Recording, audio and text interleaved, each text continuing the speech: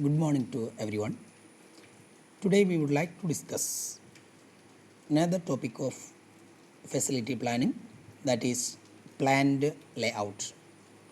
Yesterday we had discussed factory layout. Today we would like to discuss plant layout. Both terms are technically different. Planned layout means it's a physical arrangement of machine, equipments and other industrial facilities in such a manner that they may be handled efficiently and effectively. That is called planned layout. Definition of planned layout: George R. Terry defined planned layout as the arrangement of machines, work areas and a service area within a factory, which may be helpful for smooth conduction of our industry process. Okay. Then the objectives of this planned layout. Why we are designing this planned layout in such a manner? First important thing, that it helps to provide production capacity. It to utilize labor efficiency, and it helps to increase the morale of employees. Then privacy area is there, service area is there, and some other amenities or facilities are also included in our factory plant layouts.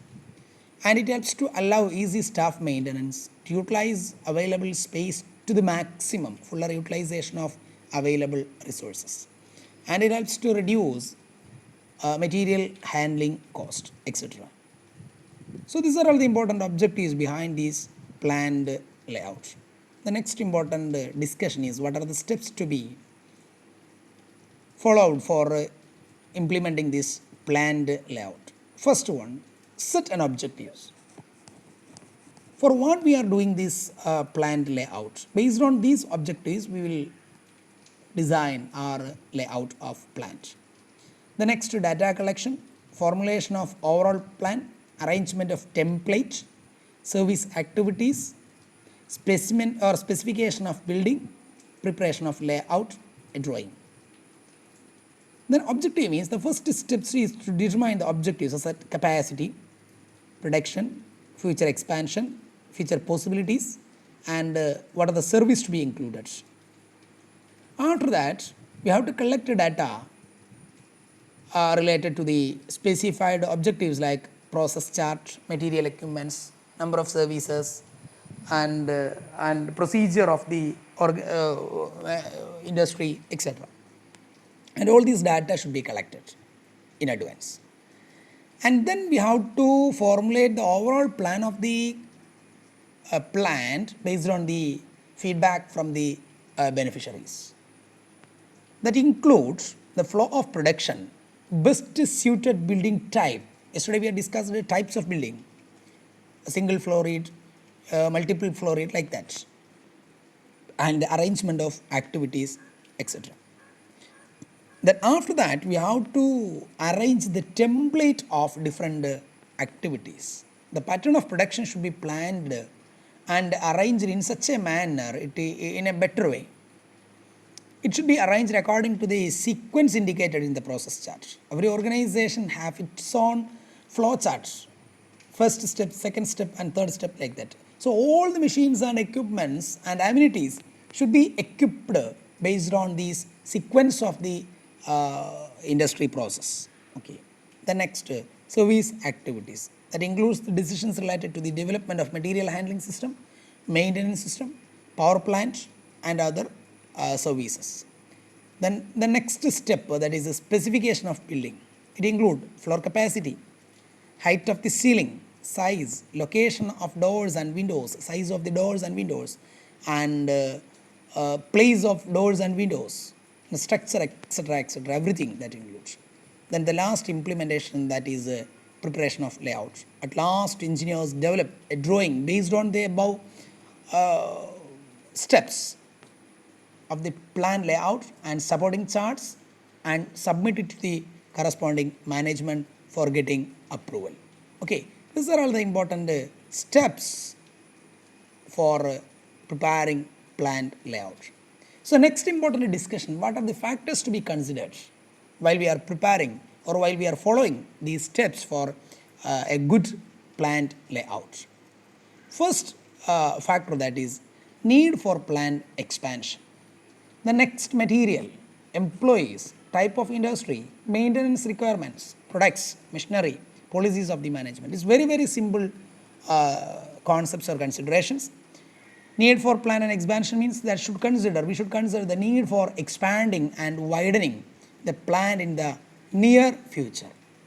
Material means proper storage of material, that is enough rooms are equipped or required, and for movement of material, handling types of equipments also required. Then employees, number of employees, position of workers, etc. determined in the layout. And the type of industry, that means type of layout, particularly the arrangement of machines and work centers and the location of work and services according to the nature of the industry to which the plant belongs. The next, maintenance requirements, that means project engineers should ensure that sufficient space kept to permit increasing the size of equipments or even adding additional equipment if required. The next, product, type of product and its position in relation to plant location influence the layout of the plant.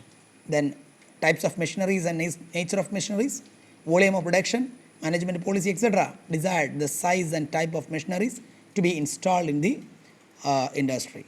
The next, policies of the management also consider while preparing the planned layout. Type of layout depends very much on the decisions and policies of the management to be followed in producing a commodity with regard to the size of the plant, kind, quality, and scope for expansion. All these things we are discussing to the extent to which the plan is to be integrated, amount of stocks to be carried out at any time, these kind of these kind of employees facilities to be provided, etc.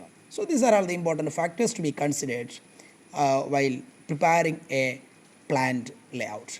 The next, what are the types of planned layout? Many types we have. Product layout is there, process layout is there, project layout, group layout, hybrid plant layout. Product layout means based on the product. It is also known as the line or assembly line layout, and this type layout machines are arranged in according to the progressive steps by which the product is made. Focus is to the product.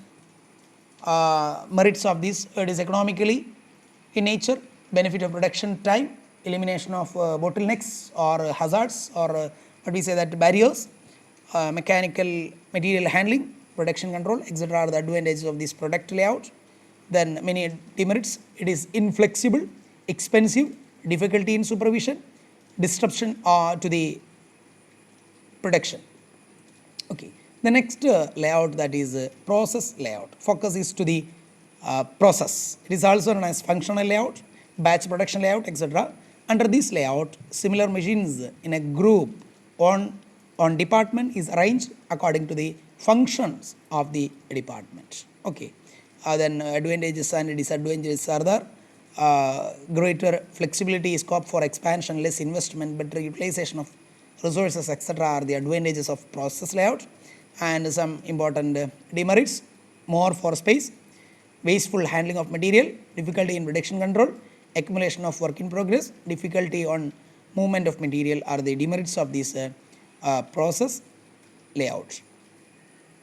The next layout, that is project layout. Project layout means it is also known as the fixed position layout. In this case, a few inputs tends to be static while others are moving. Here the production remains at one location. That is called project layout. The next, group layout. That means it is also known as a cellular layout. Machines are grouped into cell grouping, and cell functions are somewhat like a product layout or within a process layout. That is called a group layout. Based on these group, we have to prepare a layout. Then last one is that is a hybrid layout. It is a combination of different things: product layout, process layout, or these combinations to attain the maximum benefit to the organizations. These are all the important types of layout that we have discussed. Then last one, that what are the techniques?